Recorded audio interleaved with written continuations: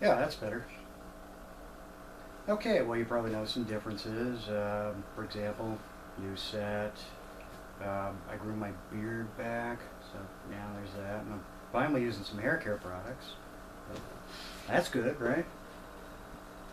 As for why Shawn isn't here, he's running a little late, so we'll just start ahead, and, he'll catch up. With 5 separate movies, 2 TV series, and enough replica plays to shake a stick at, you can understand that today's movie still has a lot of chatter about it. Is it the sci-fi fantasy of the ages, or is it lucky coincidence? This is Highlander. From the dawn of time we came, moving silently down through the centuries, living many secret lives, struggling to reach the time of the gathering, when the few who remain will battle to the last. No one has ever known we were among you, until now. Here we are, born to be kings. We're the princes of the universe. Here we belong, fighting to survive in a war with the darkest powers.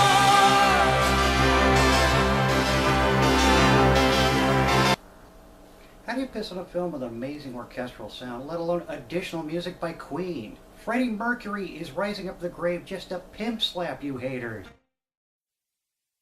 Over 400 years ago, a young Highlander warrior is placed in battle for the very first time. His name was Connor MacLeod of the Clan MacLeod. And he faces a clan war when a giant knight with an obsidian helmet and a voice that sounded like something from the Hells itself mortally wounds the lad. During the range skirmish, the two are separated, and it looks like all hope is lost for the young fellow. Next day, he is well and uninjured. His people claim it to be witchcraft and drive him from their village.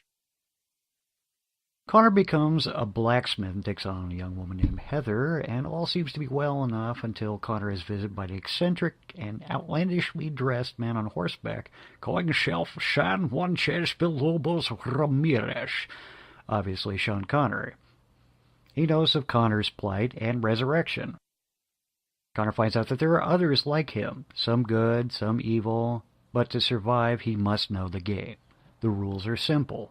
One-on-one challenges to the death by taking the other's head, holy ground can be a refuge, and in the end, there can be only one. Yes, good and evil alike, with battling on to the last for this unknown prize. The combined power of all the immortals to be used in whatever fashion the winner chooses to. Centuries pass. It is 1986, the time of the gathering, when the immortals feel the need to travel to the final conflict. Connor encounters the Black Knight from his past, the Kurgan, played by Clancy Brown, as an ancient, malevolent man who delights at mortal suffering. Must be a huge Darwin Awards fan. The very idea that this repugnant, soulless man getting his hands on the prize would mean a reign of tyranny the likes humanity had never known. Think of Stalin. Now think of him an immortal born out of his time. Any further progress or echelons that humanity wishes to reach will be officially stunted under his reign. Or Trump. Immortal Trump.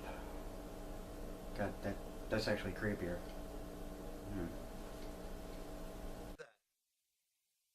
After a battle, Connor, or a.k.a.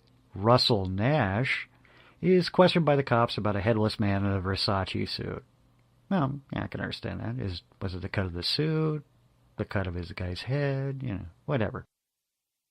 They believe that Nash's antique dealings over a rare sword had occurred, and he killed a rival collector, and to be fair, that does sound a lot nicer than the truth. Forensic specialist Brenda Wyatt, Roxanne Hart, discovers metal shavings on the murder scene and has them analyzed. Dot matrix printer, I hardly missed thee. The blade predates the Japanese folding technique by 400 years. Must be a typo. Hey, Naturally, Brad. the citizens of Have New you York read what it says in have here? their cops back. You kidding, Tony? You know cops can't read. What does incompetent mean? Don't worry, folks. I got the film right here. God! Sorry. Right here. Shawn's taking longer than usual. Hope if I don't look this way, it'll lead to some level of doom or portents.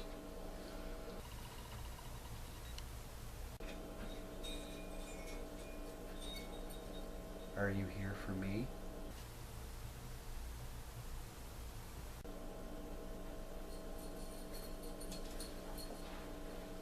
Is it my time? What do you bring me in such disturbing context?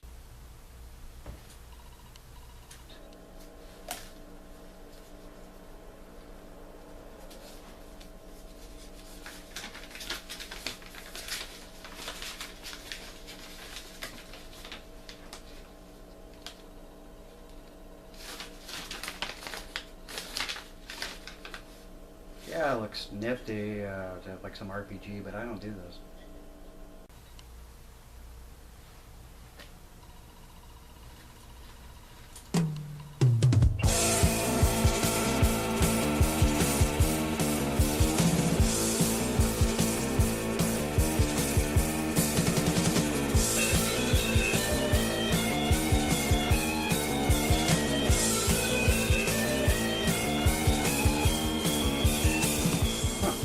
What an unconvincing cutscene. Hell? Shawn? Why didn't you call if you were going to be this late? Oh, thank God. Finally. Look, schmuck, I have a schedule to keep. I've been trying to reach you all day. Numbnuts. Read from the map. No, it will bring you to me.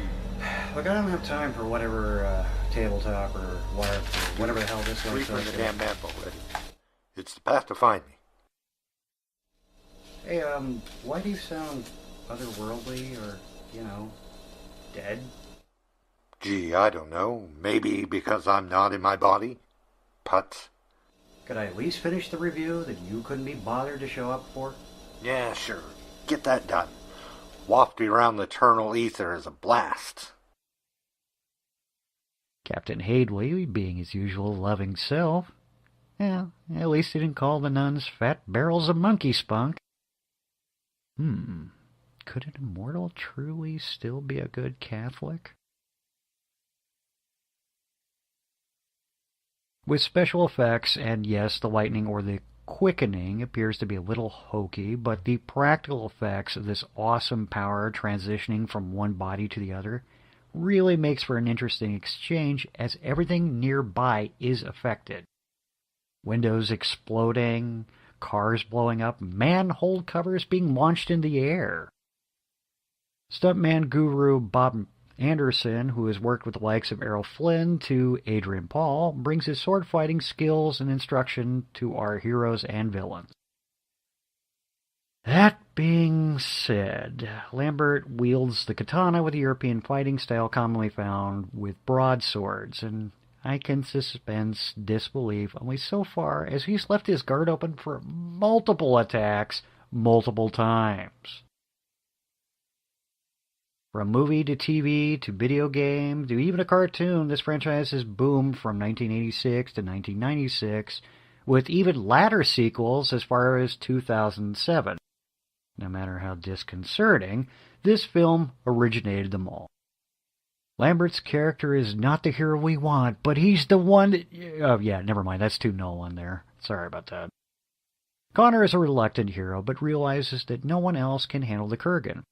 With his own immortality online, he hikes up his big boy trousers and goes to it. It's not pretty, but he must do battle with this monster. Or, hide on holy ground like a monk. Yeah, that could work for a while. With an estimated $16 million, it only made a total gross of $5.9 million. Now, normally this would be the part where I'd be bashing the film with that estimate, but you realize from book to movie translation, this had not even been heard of in the day. A select few of warriors, given the gift or curse of immortality, having to hide who they are, constantly facing other immortals for their head or the prize. Yeah, long-term relationships do not mean what you think they do for these cats. The first sign of being hunted, the guy or gal has to behave like a total shitwagon just to save their lives, in order so they're not used as bait.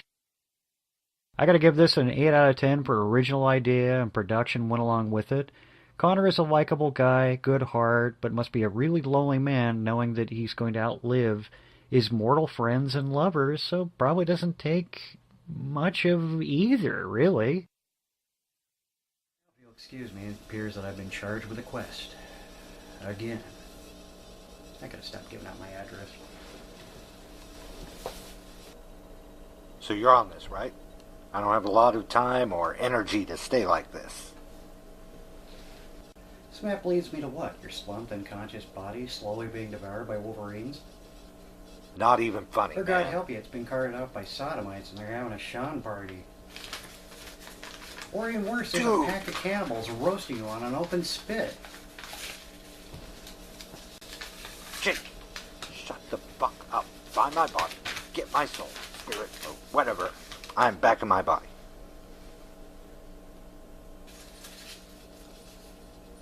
Yeah, I'll do it tomorrow. Oh, God damn it.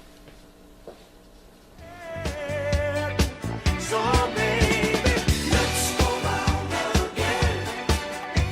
Maybe we'll turn back the hands of time. Let's go round again. One more time.